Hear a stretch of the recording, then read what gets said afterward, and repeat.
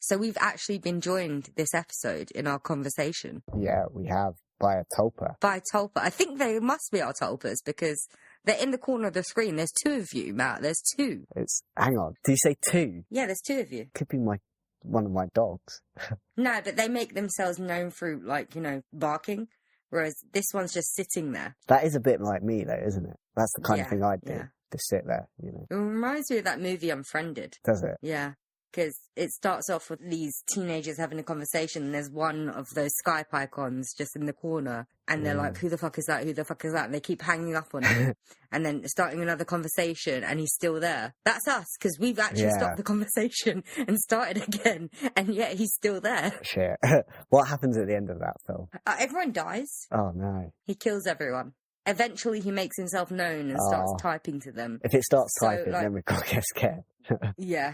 Well, it definitely comes to us all at the end of the day, so we shouldn't be too afraid. Yeah, I'm not actually that terrified of death, because it's going to happen. What's the point of obsessing about how I'm going to die? Why waste your life? Although I would rather not get murdered by some weirdo. Yeah. I would prefer to go slightly more of my own accord. I was talking to Chris the other day about how I'd go. And I was saying I was getting so fed up of all these terrorist attacks, both like those fatty ISIS plus the white supremacist ones. And I was just like, you know what? I kind of wish I go out in a terrorist incident. So, really? Well, yeah, because basically the ISIS cunts can't get people to join up to them because I come from a nice Muslim family that have done nothing wrong. Yeah. And the white supremacists, I'm just showing up their idiocy. Yeah. I'm not vicious. I don't really care. I actually believe in equal rights, unlike them. Yeah. I guess I'm going out making a point. What you could do is you could strap yourself with bombs and throw yourself at Donald Trump. That's an act of terrorism. That's the stereotype I'm trying to get brown people away from. Oh, right. All right. Okay. I don't think I could do that. And I'm not going to give my life for Donald Trump. He doesn't. He doesn't deserve that. He does not deserve that. I know how fond you are of him, though. Would you do that for him? Would you give up your life for him? No.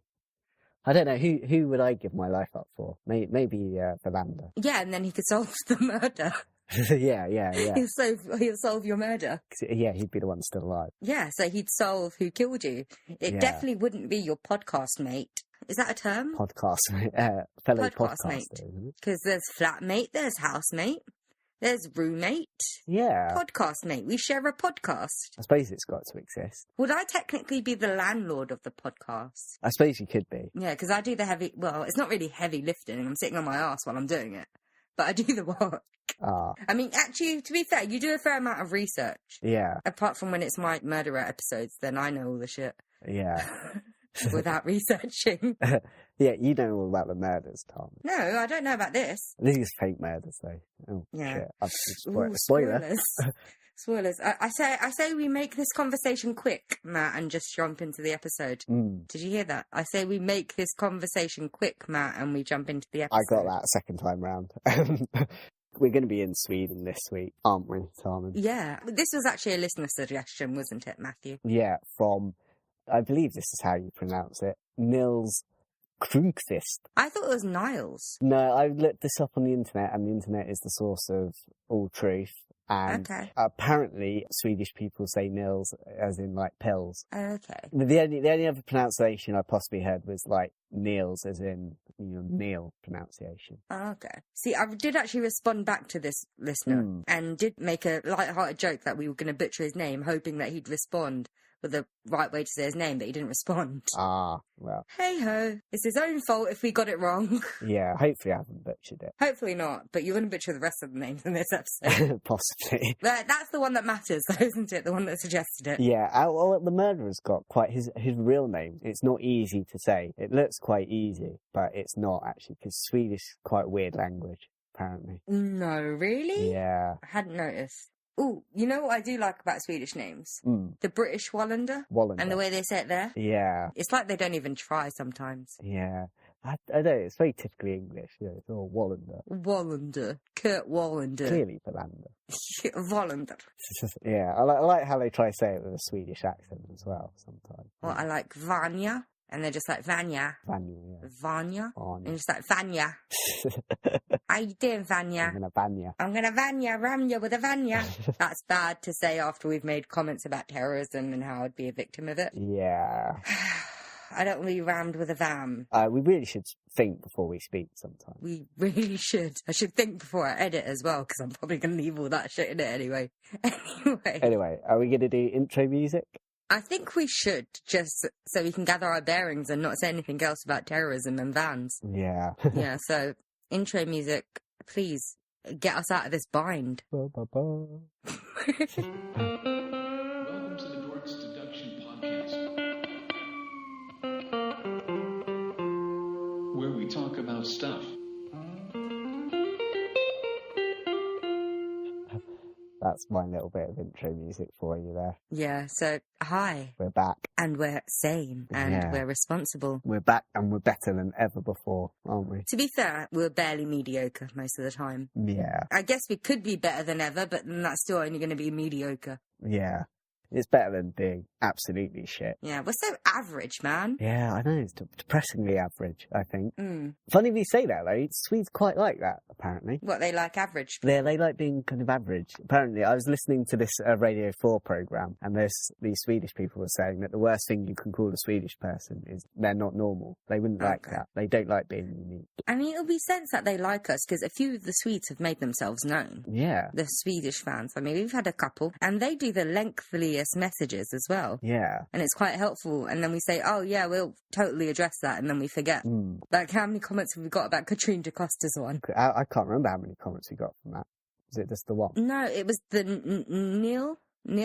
Nils wrote us an email, and there was another one that I think we got through YouTube, but now I've completely forgotten. This one was a girl, and she liked us because she thought we sounded like we were friends in a pub. Oh, right, yeah. Yeah, the Swedes, they're always very helpful. I mean, this Nils, he gave us a few as well that we might do eventually. Yeah. But this is one of many. The first of many. No, this is the second fan-suggested one we've done. Oh, yeah. It only took us 2.5 years. Yeah. Actually, no, it's 3 if we count the quantum physics. Yeah, that's not a normal fan, is it? Yeah, that was Avram. I could just say her full name because there are like 1 million of them in the world. Julia Avram. Yeah.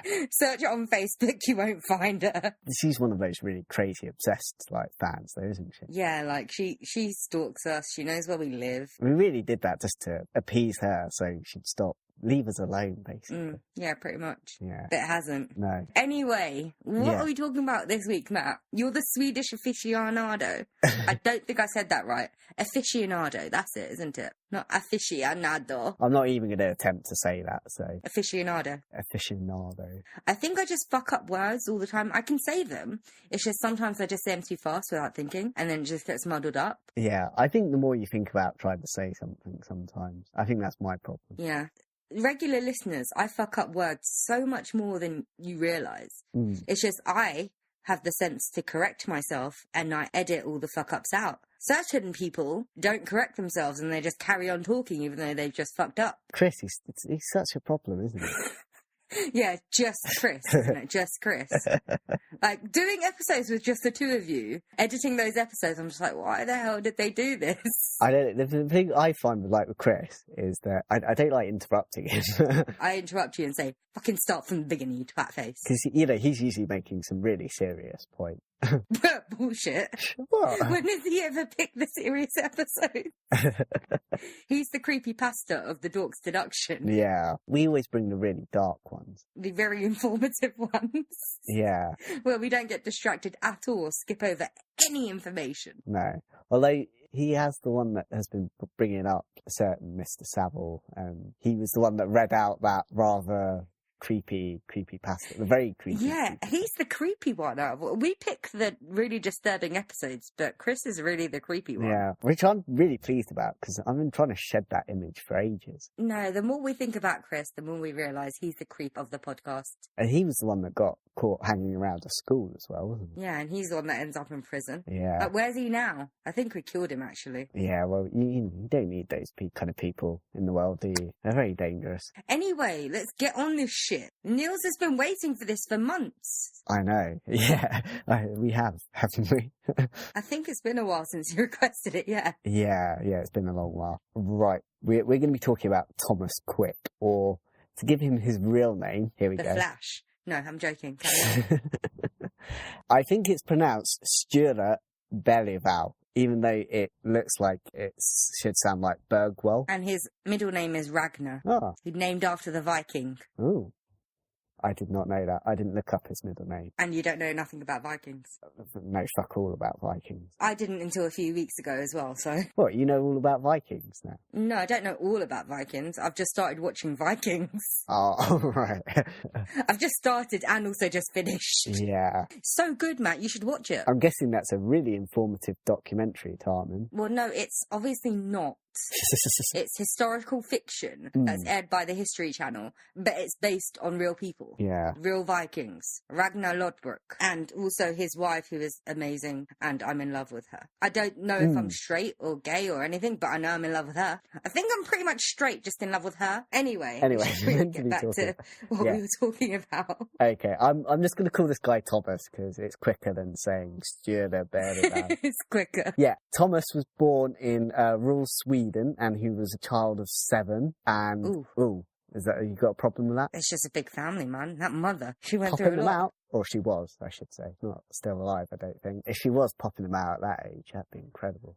He was raised in a strict Pentecostal family. This is slightly important because he was also, when he was a teenager, he realised he was a homosexual. And because his parents were quite strict in their beliefs, he felt a bit ashamed of this. When he was a teenager? Yeah. So that was like, what, in the 60s and 70s? I'm guessing so, yeah. I think he's around about that age. Although I did read that homosexuality in Sweden was legalised a lot earlier than this country. I forget what year it was. But this country is actually fairly backwards. I love how people think of it as a forward-thinking country. No. You're chemically castrating people until the 60s. Yeah, homosexual relations were legalised in 1944 in Sweden. Just because it's legalised doesn't mean that it's widely accepted, though. No, true. That's very true. As the case here was probably a bit true. So yeah, he felt something of a misfit. And eventually, like some misfits do, he began to experiment with drugs. And he particularly found amphetamines. Is that how you say it? I think it's amphetamines. However you say it. Uppers. Let's just call them uppers so it makes your life easier. He loved uppers, basically. It's actually called methamphetamines, but carry on. I was just about to laugh how, at the age of 19, he was accused of molesting adolescent boys. I wasn't laughing at that, by the way. And then later, he tried to stab a former lover. And finally, well, not quite finally, but in 1990, he robbed a bank dressed as Santa Claus. And this was to feed his addiction to drugs. And I'd love it if it was in the middle of July. Yeah, I think it could have been as well. There's nothing inconspicuous about someone dressing up in a Santa suit in the middle of July. Nothing at all.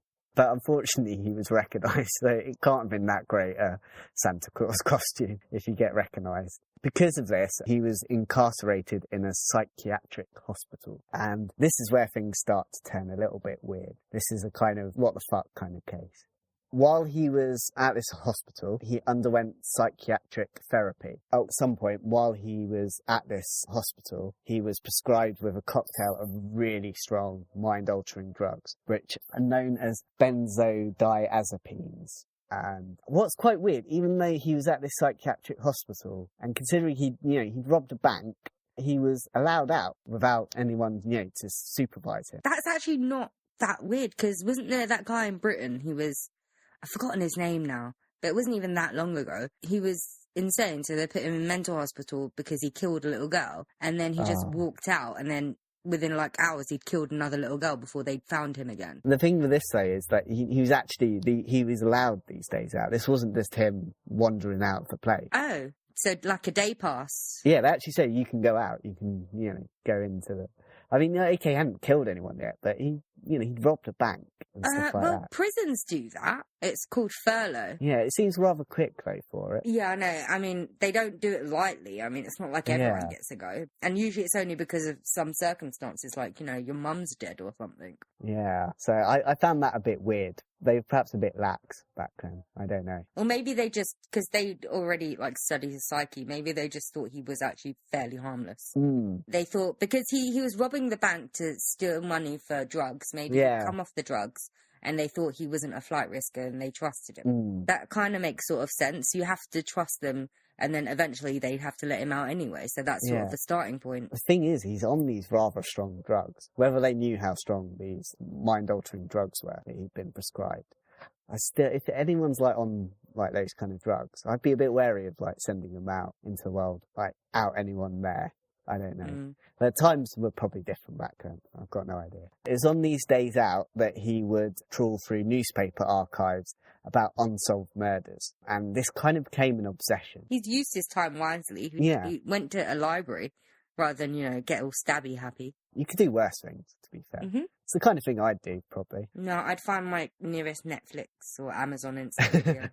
Yeah, we know what you're like. To catch up. Basically, I'd find my nearest internet connection. Yeah. At some point, while he was at this psychiatric hospital, he announced to one of his therapists that he had a confession to make. And Quick then confessed to the murder of Johan Asplund. And this case, I think, is meant to be one of the great, criminal mysteries of Sweden, I think, from what I've read. Obviously, they didn't get us in to solve it. No. I mean, obviously it's a mystery then. Yeah, I mean, come on. We're the guys you want, really. Yeah, I mean, we solved all of them. Yeah. We settled the Katrine DaCosta affair. Yeah, that was done and dusted. Yeah, and it only took us a couple of hours. Yeah, and then Nils told us we were completely wrong, I think. And so did the other lady. Yeah.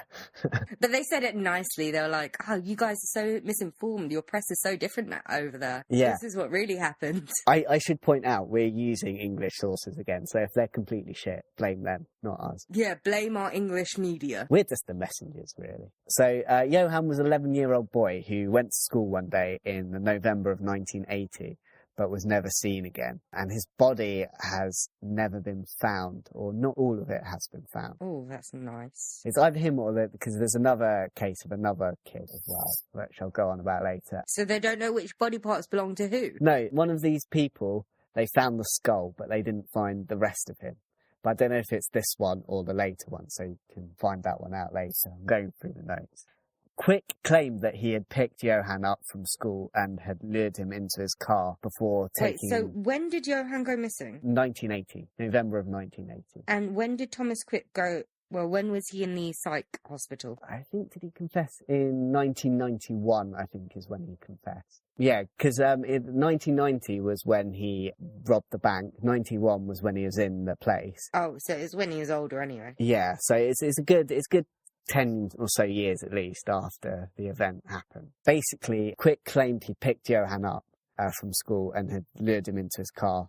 And then he'd taken Johan to a wooded area and then basically raped him. He then claims that he panicked and then strangled him. Rather similar to an English case, I actually remember. That happens a lot. I mean, not to say murderers are all right, but a lot of the time they're planning on assaulting a person. And they just panic and kill them. That's not anything positive about these rapists. They're still scum. Yeah. It doesn't matter that they didn't mean to kill someone. They did. I mean, they meant to hurt people, but that actually happens a lot. People panic and just do it. But then it becomes habit. You cunt faces. Yeah. Quick also claims that he dismembered the body, and in precise detail, he claimed that he ate Johan's fingers. Ugh. And he also apparently said that he cut off Johan's head and kicked it around like a football. Apparently, he buried the body so it could not be found, which has been pretty successful. Has it still not been found? It's still not been found. 2017, it's still not been found. Yeah, I think it's the other boy that I was talking about whose skull they found. Forensic technicians searched the locations where Quick claimed to have buried Johan, but found nothing. It took prosecutors 9 years to even make a vaguely viable case against Quick, and he wasn't convicted of Johan's murder until 2001. Jesus. Yeah, this was particularly painful for the boy's parents, who never actually believed that Thomas Quick had done this murder. They always believed it was someone they knew, or someone who knew Johan's mother, and they think it was some kind of like revenge killing or something like that. So they had a suspect in mind? The victim's family did. They didn't believe it was this Thomas Quick. The father says in almost all of these kind of cases, it's someone who knows the child or something like that. That's what he believes. This victim's father says they thought it was an ex-partner of the mother. This guy was seeking revenge for the breakup of their relationship. Apparently there was some circumstantial evidence against this suspect. For a private prosecution, that was. The police chose not to pursue it, and I don't think ever have done, from what I can hear. Even though there was tangible evidence? Yeah. Also, this ex-partner was sentenced for 2 years for kidnapping. But that was for someone else as well.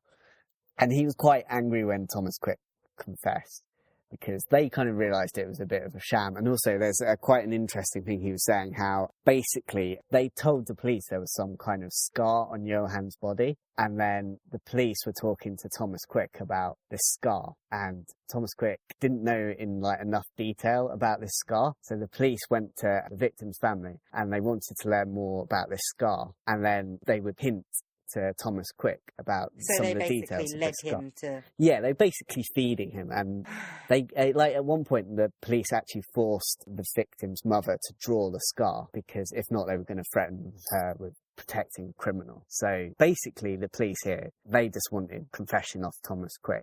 It was just an easy confession for them, I think. And so they started feeding him details. And that is going to come quite a common theme over the course of this case. And many others. So this Thomas Quick, there's about 30 cases overall that he got, I think, charged for or something, or at least suspected of. There's at least 12 convictions that he got, I think. So in the years following 1990, when he was sentenced to this closed psychiatric confinement, he confessed to a lot of murders. According to his own accounts, his first murder happened in 1964, when Thomas Quick was only 14. The victim was apparently about the same age as him, although he wasn't quite as strong and tall as Thomas Quick. So that's how they've said he was able to kill this person. Did he know the victim, though? Actually know him? I don't think so. They didn't say anything about him knowing the victim, although I can't remember if it occurred where he lived or not. He might have known the victim, but I don't think so. That's what I'd say. Well, we're going to find out, aren't we, with our Swedish listeners? Yeah. By the time he confessed to murder, though, this was already subject to the statute of limitations, so he couldn't really be properly convicted for it.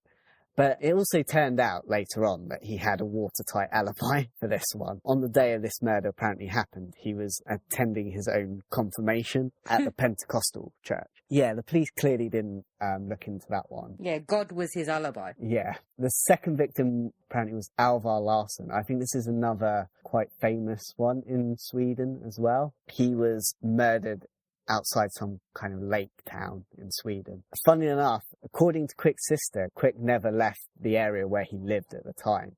So how he'd managed to get over to this place to kill this boy, we don't know. But basically, this case was on the morning of April 16th, 1967. Alvar Larsson was woken up at 7:30 by his mother. He had some food, and then he went out and basically was never seen again. They didn't find his body either. They found his skull. Oh, so he's the one. Okay, the skull. But it was like in the 80s by this point. So it was a good, well over 10 years after it had happened. But it's a big mystery, this one as well. What hampered this one was that kid's parents, I don't think, properly realised he was missing until quite late on as well. You have to get in pretty quick for these kind of cases. Yeah, if they don't find you within like 48 hours, they just assume you're dead. Especially if you're a kid. So he was like missing for ages, and they did eventually find his skull, as I said, in around about the 80s. But it was not without trouble, because apparently someone confessed that their brother had murdered, I think, the victim, and that he buried the body at the bottom of this grave. But when they went to look, there was no body. So I think they got a lot of people taking the piss a little bit, or they got some fantasists wanting to get the attention, I think. Also, I think one of the initial theories about this case was that Alva had just run away.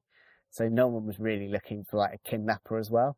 So it's a kind of case where they missed a lot of the opportunities to really be able to find him. And at some point, Thomas Quick claimed that he had murdered this one. And apparently he just like read details of the case and claimed he buried him somewhere, I think. And that's all I've got on that one. A third murder that he confessed to was that of Therese Johansson.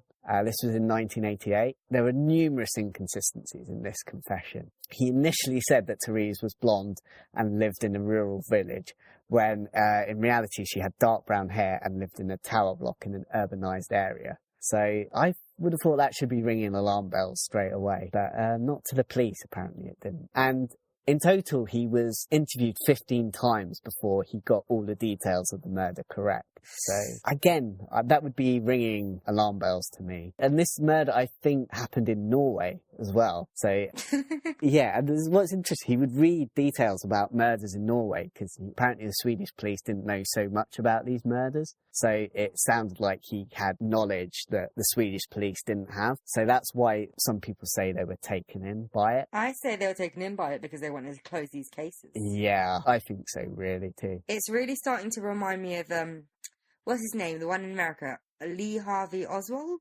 Oh, yeah. Yeah. Because he's confessed to like hundreds and hundreds of murders, and police from all over the country fly down to him to close their cases. Oh. And he's basically just doing it to stave off the execution. If he admits to more, it's like another trial that he has to go through. I thought Harvey Oswald was the one that killed one of the Yeah, no, I've completely fucked up the name.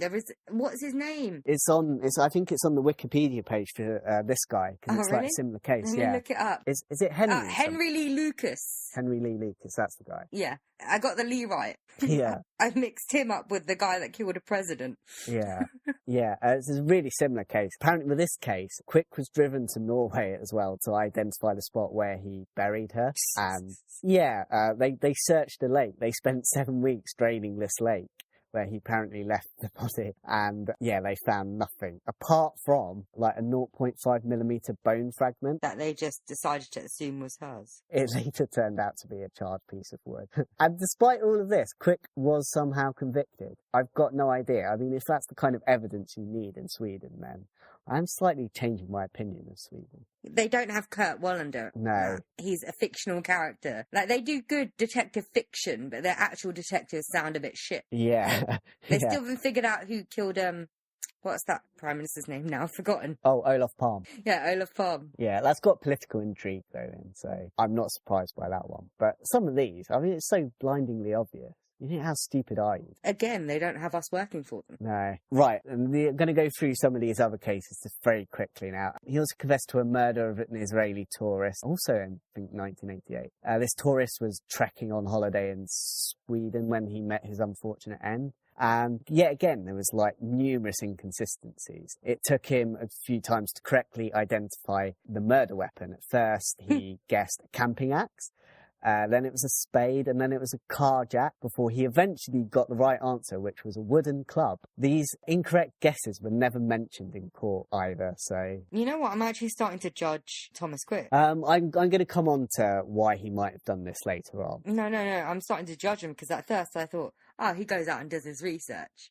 Now I'm thinking, nah, he doesn't. What was he doing in the library the whole time? I think he was able to get some details, but I think the police were telling him about cases sometimes and trying to get him to get the right answer. Yeah, probably. Yeah, I don't think it's necessarily lousy research.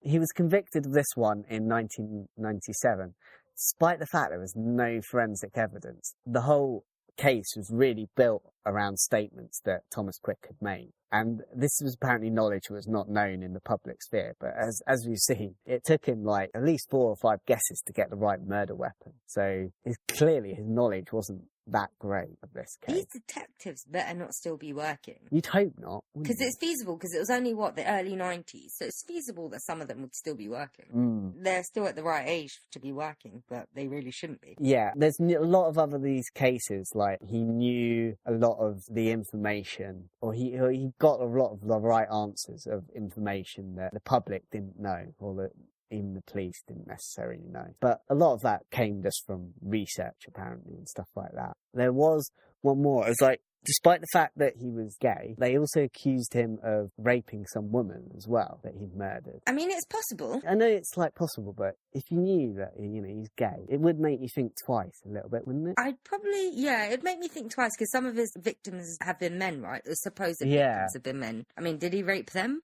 Oh, he admitted to raping one of the boys, didn't he? Yeah. So, I don't know. Like, you look at the amount of different victims there are here. Like, there's no single There's victim. no MO. He's even, like, admitted to, like, cannibalism or something like that at one point. And you're thinking, what kind of monster do you think this guy is that he's doing all of this? If there was the one person doing all of that, I'd actually probably judge the detectives harsher. Yeah. Because they didn't catch him sooner. Yeah. As I said, it's a real, like, what the fuck case, really. So at one point, this guy was known as, like, one of the most famous serial killers in Sweden. But quite early on, though, there was some debate about how credible some of these confessions were. Thomas Quick didn't technically recant any of these confessions until around about 2008. And there's been a lot of doubt about the reliability of his statements. Like, for example, he confessed to murdering 2 African refugees who later turned out to be still alive and quite well. So you think that's surely got to kind of make you consider the rest of the stuff he'd confessed to. Like, for example, a lot of the forensic evidence that could have been possibly used, like a DNA sample turned out to be a mismatch. And with so many of these cases, there was literally no forensic evidence. So you're really just going on a lot of, like, circumstantial evidence. And as you, like, see, some of the circumstances were a bit, you know, when he's clearly got somewhere else, how's he meant to have, you know, murdered this kid? It's a bit strange. And as I said, it wasn't until 2 journalists started investigating in 2001, I think it was, that it was clear that some of these cases were a little bit fabricated. Some people defend some of the verdicts, saying that he knew, like, pieces of information that some of the people just wouldn't have known about. The public wouldn't have known about. Yeah, you'd case. have to be the murderer to know these details. That was the assumption I think they were going on. Until it came out that he was being fed information by the police in these confessions. Yeah, one of the Supreme Court judges thinks that while he admits that, like, the forensic evidence from a lot of these cases was nowhere near as strong as it was, the details, particularly within, like, a couple of the murders as well, was so close to what happened that he believes that this Thomas Quick may have actually murdered a couple of people. So he does believe that while this Thomas Quick's maybe not guilty of all the crimes, he believes that he's possibly guilty of some of them. It's not a popular opinion. Most people just don't believe this guy's guilty of anything. I kind of get it. Like, I did once think about what I would do if I was a serial killer. Or if I wanted to kill someone. Yeah. I would kill that one person that I wanted to kill, but then I'd do loads of other murders just to cover it up. Yeah. It's kind of like that, isn't it? He's covering up his own murders. Yeah. But then he's admitting to them. He clearly wasn't the sanest of people as well. So I don't actually understand how he was able to confess and that was actually taken into account because he was insane. There are rules against that, isn't there? Yeah, you'd think so, but I think they were just desperate for someone to pin these crimes on. What a lot of people think happened here was, going back to this time, there was an idea in psychoanalysis. I think that people had repressed memories, and what they believed was that this Thomas Quick, basically, he couldn't remember too many of the details. So it was about getting them out of him. So he'd repressed a lot of these details. And it was just about urging him to look into his psyche or something like that and remember these things. And it's quite interesting. Apparently someone said that it started becoming a bit like a cult. So there was only, like, this group of people would only be, like, allowed access to him. And they were kind of influencing a lot of what he was doing. And so he would confess and he would get attention and stuff like that. And this Thomas Quick said he liked the attention. The drugs were a big part of it as well, he said. The drugs gave him, like, the creativity to come up with some of the details of these murders. And basically what is said is that he was given such a high dosage that it just gives you poor impulse control. And so this Thomas Quick just didn't have any inhibitions. And so that was why he was able to invent such weird stories of, like, cannibalism and rape and murder. Although he also says he was always, like, fascinated by depictions of serial killers. So it's also, I think, a part of an obsession that's gone a bit crazy as well. So I think it's a mixture of him being quite attention-seeking in some way, but also these drugs didn't help as well. That's, I think, how you kind of justify it from his point of view. Yeah, he's crazy. As long as he didn't actually kill these people, it's harmless. Yeah. One of the journalists said, of all the people, he was the one that didn't have a job to do there. He was like the patient there. The people around him, you know, should have been looking after him better. They should have been making sure he wasn't so easily influenced by people. And basically, they shouldn't have been following it religiously, believing everything he said. They should have scrutinised a bit more. Exactly, which is what you should be doing with people that are insane. Yeah, I think this journalist said they would go wherever he said he buried someone. I think, this, it's quite a funny quote. She said, this dog called Zampo or something like, he marked the human remains 45 times at 24 different locations. They didn't discover a single trace of blood or body parts. She even says the dog was as bad as the rest of these, like, doctors and, like, psychiatrists. Everyone was just taking his word seriously. And you'd think someone who's clearly not right in the head, you know, off his head on, like, these mental drugs, you'd scrutinise it a bit more. And as for the police, they were just as bad. You know, I can't believe they genuinely believed he did anything. No, I don't think they did. I think they were just taking advantage and trying to close a few cases. Not solve them, obviously. Yeah. I mean, they led him to the confessions. They gave him the information. They knew what they were doing. Yeah. I don't believe that this idea of, like, repressed memories is that viable, to be honest. Maybe if it took him, like, a couple of times maybe to get the right answer, maybe, but he was guessing, like, one of them is like 15 times before he got all the details right. That's a lot of times. I think after 10 or so times, I think you really don't know how this murder happened. At 10? I'd say 5 max. Yeah. And even that is pushing it. I was being generous with 10. Yeah, so it's kind of really ridiculous at times. I think we're nearing the end. And as I said, it was, like, really painful for some of the victims' families as well. I was talking about Johan Asplund earlier. You know, his father, his, like, parents had to, you know, hear about how Thomas Quick had apparently eaten his son's fingers and stuff like that. And I think they were a bit angry at Thomas Quick, which I can understand, but I think it's a little bit harsh.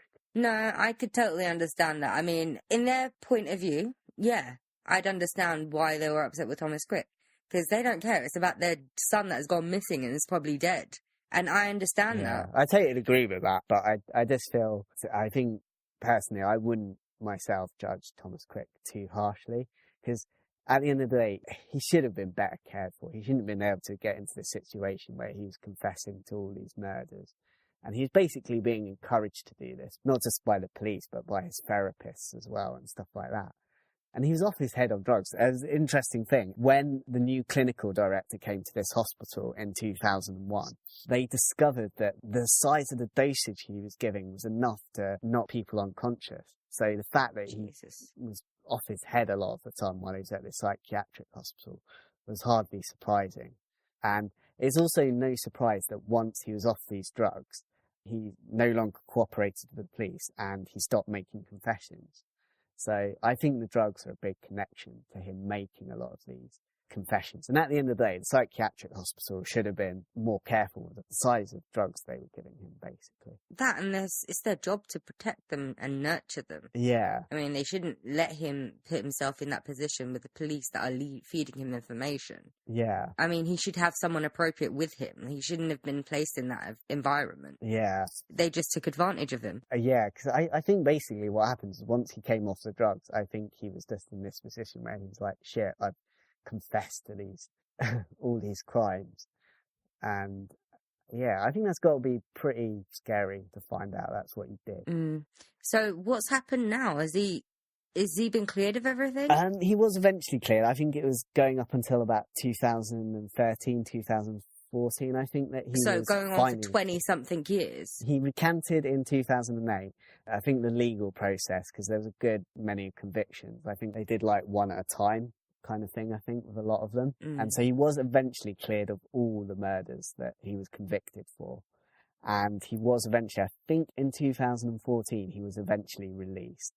And he's no longer on medication. And that's because he's been looked at and they've said he doesn't need medication anymore. So he actually finally got some doctors that are actually worth their salt. Yeah, the thing I was really shocked about was the fact that he was given a dosage that could like knock out probably anyone else. So how he got through that, I don't know. Well, he was a drug addict before, so he must have built up a tolerance to drugs. Yeah. So that might be it. Maybe that's why they gave him so much. The smaller doses didn't do anything. Yeah. So, like, the doctors that were in charge of him, have they been struck off? I mean, we've already established we don't know if the detectives have been sacked, which they should have been. They're not doing their job. I haven't read anything to say that they have. Actually, I think one of his therapists was quite a famous Swedish therapist. She knew someone involved with Katrine. Katrine da Costa. Yeah, she was the mentor to one of the therapists in that case. So she's quite highly thought of in Sweden, or she was. She's dead now. Basically, what they said, the bit of a cult kind of went around her. Basically, she was so highly respected, no one was like really willing to question her. And I think in like psychoanalysis, I think sometimes there's a fashion for something. So I think there's a fashion for like repressed memories and stuff like that, for that kind of thing. And I think they just took it all a bit too seriously and didn't actually scrutinise whether this was actually viable. So as far as I know, like as some of these journalists saying, there's a load of people who should be really ashamed. The police mainly, and the therapists as well, the doctors at this hospital. Yeah. Like in the modern world, how could you let that happen? I really don't think you should be able to convict people without some kind of forensic evidence. I think circumstantial evidence is way too flimsy. It wasn't even really circumstantial. It's an insane person confessing to crimes. Yeah. That happens all the time. Usually, people don't get convicted. Every time there's like a brutal murder or a serial killer, you got those crazies that go to the police saying it's them or saying they've got information. It's the police's job to know how to weed them out. Yeah. It's the police not doing their proper job and actually saying, what if this guy isn't the guy? You know, I think they're getting tunnel vision, you know. No. It's innocent until proven guilty. Yeah. I think a lot of these, because they hadn't been solved, I think there's a pressure to find someone. And I think when this guy offered himself up, you know, it's like all your Christmases come at once. Yeah, but it's not just the police. Come on, you've got the whole court system as well. Yeah. The prosecutors brought charges against him because of that. Yeah. I mean, so it's the whole system is corrupt. You've got to wonder how those juries were convinced by it all. They just saw a crazy guy on the stand, didn't they? And also, like, because it was public, right? Yeah. There was media frenzy. So I know that jurors aren't supposed to be affected by the outside world when they're sitting in a trial, but if you've got something like that, what they can't avoid, how could they not be affected? You've had this stuff happen before as well. Well, if you're willing to confess to something, I think their idea is, well, you've got to be guilty then. If you're willing to put yourself through like the justice system saying you've done this, I think they're just going to genuinely believe that you did it. Yeah, which is stupid, because if someone's saying they're not doing it, I'm not going to instantly believe, oh no, they're definitely innocent. I'm still going to listen to all the other facts, aren't I? Doesn't work the other way around. Yeah. I think also, like, some people say that, you know, he had the track record of, like, lying very convincingly and also manipulating people. So maybe just some people believed he could be capable of doing it. There are plenty of lies that aren't murderers. True. I can't think of any. Yeah, I'm trying to think now. Yeah, and I think that's really about it. I don't think there's much more I can add to that. I mean, at least it ended well. I mean, he did have to go through an ordeal, but at least eventually he managed to clear himself. Yeah. I mean, it is a weird one where in a way, he is kind of part of his own downfall, but I think there's a lot of mitigating circumstances there. I mean, I'm not saying he's all, like, innocent and stuff, because he did go stab happy with his boyfriend. Yeah, and he did molest boys as well when he was younger, so he's not entirely innocent. But he's not a serial murderer. Yeah. At least he got off eventually. There's plenty of people that don't. Yeah. I think at the end of the day, it's good for the justice system that he got off, because you can't have that going on in your justice system. It's bad that he actually got convicted. Yeah, They shouldn't have to get off. I know. I find that so worrying that he was able to get convicted. There wasn't like a shred of forensic evidence for any of these crimes. Like, if it was one, you might just maybe feel okay with sending someone down for like circumstantial evidence. But like all these crimes, there's literally no shred of forensic evidence. You've got to believe he's so tidy when he kills people. That, and like, he's insane and he has a lack of impulse control. Do you really think that he's going to be a world-class serial killer? Yeah. He's killed all over different countries, in Norway and in Sweden, in various different parts. He can be in 2 places at one time. And he didn't leave any forensic evidence. It was so well planned that he had alibis and and no one saw him commit the murders. There were no witnesses. Yeah. It's really stupid. Yeah. Also, like, his family have got to be, like, saying to him, like, what the fuck are you doing confessing for these crimes? If his family were allowed near him. Yeah, true. I'm not sure they necessarily were, because it does sound like there's this tight-knit group that was allowed around him. Mm. Which makes sense, because they wouldn't want anyone to sway him. Yeah. One of the journalists who was involved in, like, investigating this, he actually, like, watched the videotapes of some of the confessions, and it was so clear that he was, like, high on drugs. Why weren't, like, someone else at the time thinking that? He's clearly high on drugs. Why are we listening to what he's saying? It's silly. Yeah. It's horrible. But the thing is, it happens. It happens all over the world. Yeah. I mean, it's sad, but it happens. Mm. The thing is, it could happen to anyone, though. It really could. I mean, it could happen to us. I know we've discussed it. We're not actually physically capable of murder, but we talk about it a lot. People could assume that, yeah, they'd be up for a murder. Yeah. And just connect the dots. Like, if someone we mutually knew ended up dead. Yeah. I think it's a bit like one of those, you know, is it Christopher Jeffries or something like that? He looked a bit odd. So everyone instantly just thought he was the murderer of this person. Quite a recent case. I can't remember. I think it's one of those things. If you're slightly eccentric, people tend to think, oh, you've got to have had something to do with it. Yeah. I mean, I'm brown, so people think I'm a terrorist anyway. Mm. So I've got that in my corner. You're a creepy white guy. Why creepy? I think, you said Chris was the creepy one. Yeah, but you look like the creepy white guy. Chris looks like the molesting white guy. Oh, God. Well, why haven't we been arrested yet? Maybe it's a good thing that this podcast isn't more successful. Yeah. Yeah, we would have got arrested a long time ago if this was more successful. Let's keep our listenership down. Yeah, you're all fucking knobheads. I didn't say turn away the ones we got. Oh, right. All right. Poor Niels. I've probably said it differently Niels, like dickhead. 50 times. Why did you suggest this one? Yeah, Niels, you made us suggest this one. You made us suggest this one. That makes no sense whatsoever. No, it does not. He suggested others that are, like, equally creepy. Strange. Yeah. Yeah. I've forgotten what the other one was now. There was one about a kid, weren't there? I've still got the email. Yeah. Don't worry, Niels, I'll keep your emails. Yeah, maybe we'll do that one another time. Yeah, maybe not next week. Yeah. We need a bit of a break from the Swedes. Not that you're not lovely. Oh, we do love the Swedes, don't we? You love the Swedes more than most, Matt. I do. And I know you're proud of it. And I love that you're proud of it. Oh, there's so much to love, though. Yeah. As I said, I don't think I've not really got much more to add there. I hope I've said everything that can be said about this one. Yeah. I don't think there's much more you can add either, or that I can add because I don't know anything. Just in general. Yeah, other than they're all a bunch of dickheads. Yeah. That have so little regard for life. And I don't mean just his life. I meant the lives of the victims. Mm. You just want to close a case. You don't even care if the person that you put behind bars is the right one. Yeah. You don't care that you're neglecting taking a murderer off the street. You fucking dickwads. Yeah. And, like, how many murderers are running free now just because you decided, I want to close the case with the crazy? They could have gone out and committed more murders. Yeah, that's what's the worst thing, I think, is there's quite a lot of cases as well. So somewhere around there's probably, An actual serial killer. Yeah, probably 30 of them. Yeah. And he probably carried on killing. Yeah. Because he thought, he's going down for my murders. I've gotten away with it now. Yeah. Or that person could have gone and migrated somewhere else and decided to infect another country with his murderous tendencies. Yeah. Genuinely an interesting one, though. So. No, it's quite interesting. It's unfortunate, but interesting. Yeah.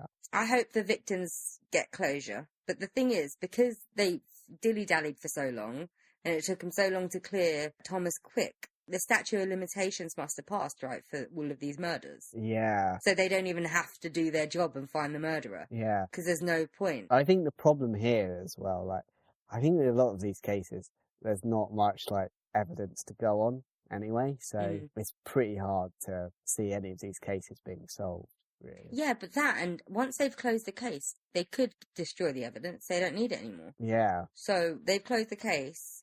And now he's been cleared, even though they can actually reopen it and take a look at it. Is there any other leads that they can go on? They've left it cold for so long. They might not have the evidence they had to begin with. To be honest, I think they keep most of the evidence these days, don't they, now, though? Most cases, yeah. But you never know. It's been years. It's been decades. Stuff gets destroyed by mistake as well. Yeah, I'm guessing they've probably still got Alva Larsson's Well, no, I think they buried Alva Larsen's They skull. would have released it to the family, right? Yeah, But you never know, like the Carla Homolka episode, they destroyed the tapes. true. I think it was purely because that was very disturbing and they didn't think the public, just in case there was a leak or something, the public didn't need to see it. Yeah. Which is actually a good call on their part, I guess. They Yeah. convicted the bitch and the bastard. I mean, not for long enough. I don't think anyone would want to see that again. No, but you'd be surprised by the Yeah, amount of true. weird shit people want to see. Yeah. Like snuff videos. People like watching snuff videos, apparently. That's a thing. Yeah. Child pornography is a thing. Rape is a Yeah. thing. The dark web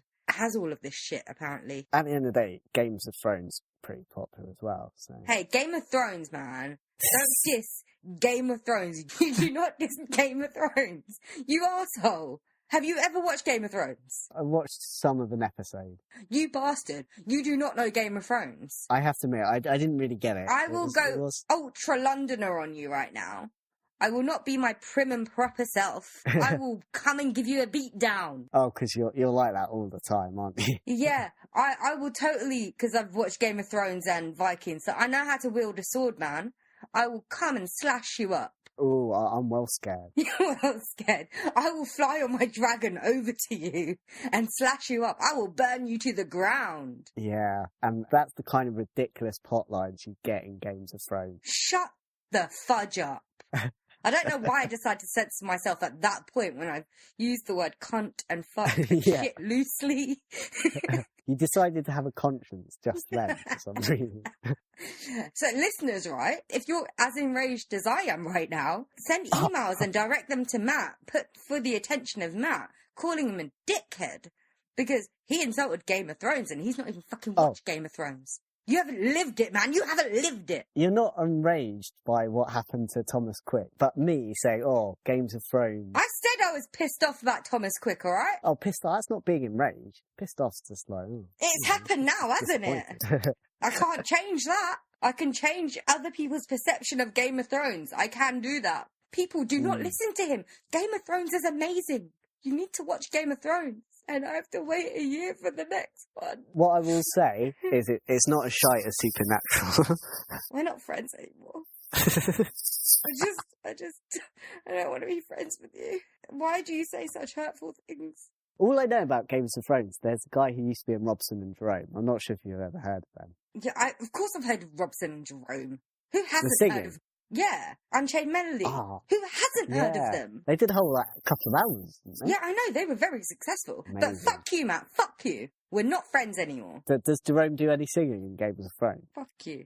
How about you watch it and find out? Oh, no. It's way too ridiculous for me. Idiot. Everybody loves Game of Thrones. The episode I watched was just weird. Did you just watch a random episode? You don't do that. You watch from the beginning to the end, and then you start from the beginning again.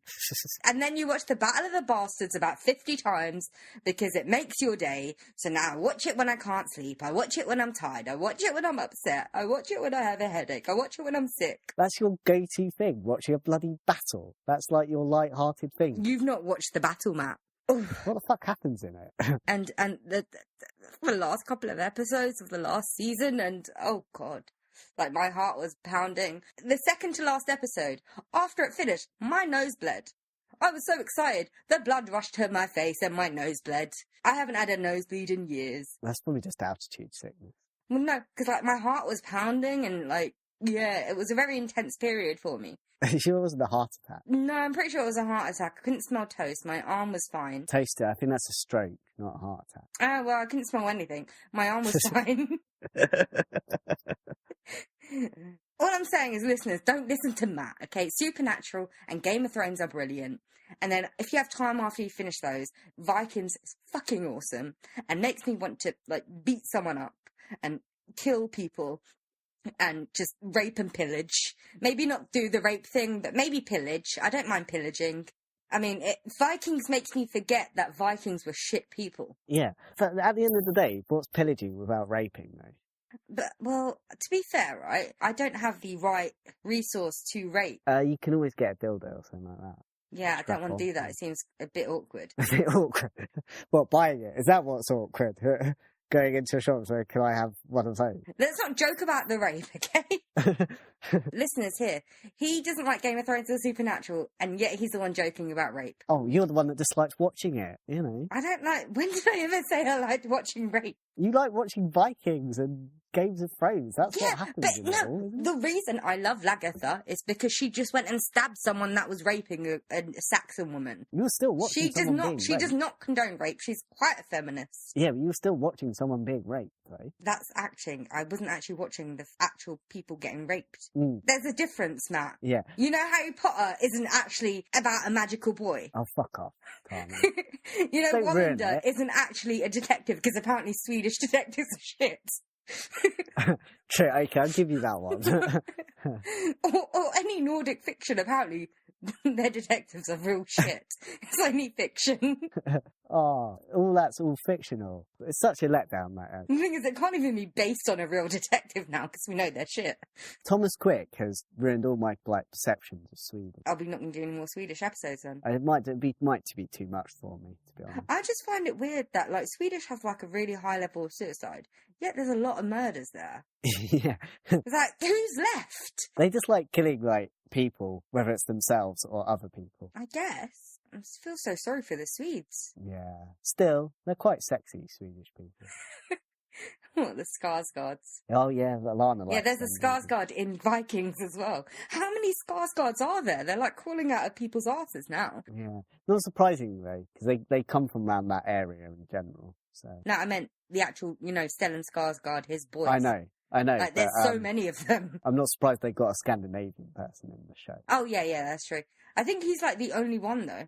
The rest are like American, not even American, Canadian, Australian, English.